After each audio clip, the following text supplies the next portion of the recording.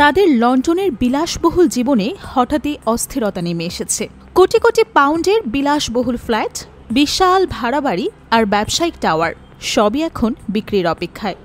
কারণ ফ্যাসিস্ট হাসিনার ঘনিষ্ঠ সহচর বাংলাদেশের সাবেক মন্ত্রী সাইফুজ্জামান চৌধুরীর যুক্তরাজ্যের সম্পত্তি সাম্রাজ্য ভেঙে পড়েছে। এই গল্প শুরুটা হয় লন্ডন থেকে অনেক দূরে, ঢাকায়। সেখানে ক্ষমতার শীর্ষে ছিলেন স্বৈরাচার শেখ হাসিনা, একসময় দক্ষিণ এশিয়ার অন্যতম প্রভাবশালী নেত্রী। তার আশেপাশের মন্ত্রীরা, ঘনিষ্ঠ রাজনৈতিক সঙ্গীরা এবং আত্মীয় স্বজনরা একে একে গড়ে তুলেছিলেন লন্ডনের জমকালো সম্পত্তির রাজ্য। সেই তালিকায় ছিলেন চৌধুরীও, যিনি হাসিনাকে মায়ের মতো সম্মান করতেন এবং যিনি নিজেকে তার রাজনৈতিক উত্তরাধিকারী মনে করতেন।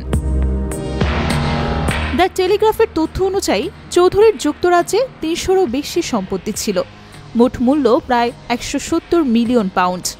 এর মধ্যে উত্তর লন্ডনের সেন্ট জনস উডে ১১ মিলিয়ন পাউন্ডের একটি প্রাসাদ আর ফিৎজরোভিয়ায় একটি অভিজাত ফ্ল্যাট ব্লক ছিল সবচেয়ে নজরকাড়া।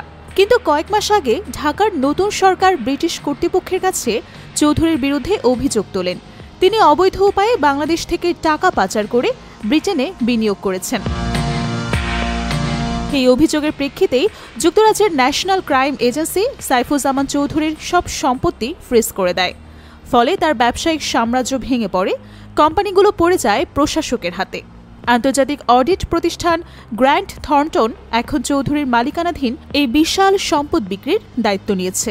বিক্রি থেকে পাওয়া অর্থ যাবে ঋণদাতাদের হাতে, যাদের মধ্যে আছে সিঙ্গাপুরের ডিবিএস ব্যাংক, ব্রিটিশ আরব কমার্শিয়াল ব্যাংক এবং বাংলাদেশের ইউনাইটেড কমার্শিয়াল ব্যাংক, যারা $৩৫০ মিলিয়ন ফেরত চাইছে। কিন্তু এই কাহিনীর আরেকটি অধ্যায় আরও আলোড়ন তুলেছে।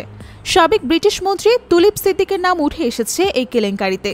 শেখ হাসিনার ভাগ্নি এবং যুক্তরাজ্যের সাবেক ট্রেজারি মন্ত্রী টিউলিপ সিদ্দিকের বিরুদ্ধে অভিযোগ করা হয়েছে তিনি হাসিনার সরকার থেকে অবৈধভাবে একটি জমি পেয়েছিলেন। টিউলিপ অবশ্য অভিযোগ অস্বীকার করেছেন। তিনি ব্রিটিশ সংবাদপত্রকে বলেছেন, আমি যেন কাফকাসুলভ এক দুঃস্বপ্নে আছি, আমার বিচার করা হচ্ছে, অথচ এখনও আমি জানিই না অভিযোগটা আসলে কি।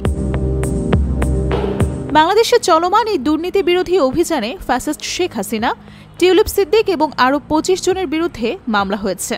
হাসিনা বর্তমানে ভারতে নির্বাসনে আছেন, আর সিদ্দিক জানিয়েছেন যে তিনি বাংলাদেশে এই মামলার মুখোমুখি হতে যাবেন না। ঢাকার রাজনৈতিক মহলে অনেকেই বলছেন এই তদন্ত কেবল দুর্নীতি নয়, বরং ক্ষমতার পালা বদলেরও গল্প। দীর্ঘদিনের শাসক শেখ হাসিনার পতনের পর নতুন সরকার একদিকে আন্তর্জাতিক সহযোগিতা বাড়াচ্ছে, অন্যদিকে পুরনো শাসন ব্যবস্থার আর্থিক ভিত্তি ভেঙে দিচ্ছে। লন্ডনের দিকেও রাজনৈতিক কাঁপুনি ছড়িয়েছে। সাবেক ব্রিটিশ মন্ত্রী টিউলিপ, যিনি কখনোই এত গুরুতর আন্তর্জাতিক দুর্নীতির মামলার আসামি হননি, তিনি এখন খবরের শিরোনামে প্রতিদিন। টিউলিপ বহুদিন সুবিধাভোগের পর এবার পড়েছেন মহাবিপদে। লন্ডনের সেই সেন্ট জনস উডের প্রাসাদ এখন নীরব। আলো ঝলমল বলরুম, বিদেশি শিল্পকর্মের সাজানো দেয়াল এবং ব্যস্ত ভাড়াটিয়াদের করিডোর সবই এখন নতুন ক্রেতার অপেক্ষায়। আর দূরে ঢাকার গরম রাজনীতিতে আদালতের দরজায় ধাক্কা দিচ্ছে দুর্নীতি মামলার দীর্ঘ তালিকা। এ যেন দুই শহরের গল্প। এক প্রান্তে বিলাসী সাম্রাজ্যের পতন, আরেক প্রান্তে রাজনৈতিক ইতিহাসের মোড় ঘোরানোর হাওয়া।